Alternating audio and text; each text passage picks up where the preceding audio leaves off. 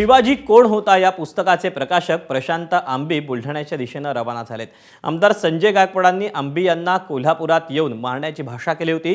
संजय गायकवाड कोल्हापुरात आले नाहीत, त्यामुळे आम्हीच बुलढाण्याला जात आहोत असं प्रशांत आंबी म्हणाले। उद्या डाव्या चळवळीतील कार्यकर्ते बुलढाण्यामध्ये जिल्हाधिकारी कार्यालयासमोर आंदोलन करणार आहेत। इतकंच नाही तर परवानगी मिळाल्यास संजय गायकवाडांच्या घरासमोर जाऊन शिवाजी कोण होता या पुस्तकाचं वाचन करू असा इशाराही त्यांनी दिला आहे।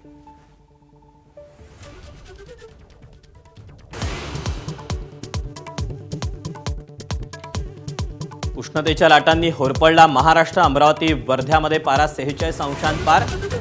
उद्या उष्णतेचा पारा कायम राहणार, तर 29 तारखेपासून 2 दिवस पावसाचाही अंदाज। मुदत देऊ पण मराठी बोलणार नाही, ही मुजोरी चालणार नाही, परिवहन मंत्र्यांनी ठणकावलं।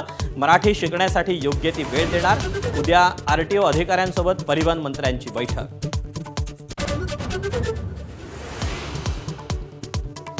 परप्रांतीयांची दादागिरी खपवून घेऊ नका, जशास तसं उत्तर द्या, राज ठाकरेंच्या मनसे कार्यकर्त्यांना सूचना।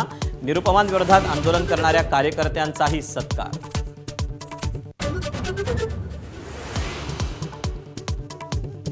भोंदू खरातला वाचवण्यासाठी नाशिकच्या टीसीएस कंपनीत धर्मांतराचं षडयंत्र।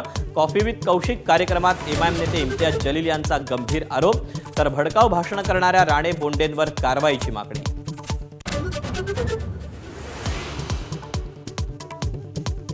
भोंदूबाबा मनोहर भोसलेच्या घोटी इथल्या आश्रमाची झाडाझडती। मनोहर भोसलेनं कोट्यवधींची माया कशी जमवली याचा तपास। उंदरगाव, बारामती, घोटी, गाणगापुरात कोट्यवधींच्या जागांची खरेदी।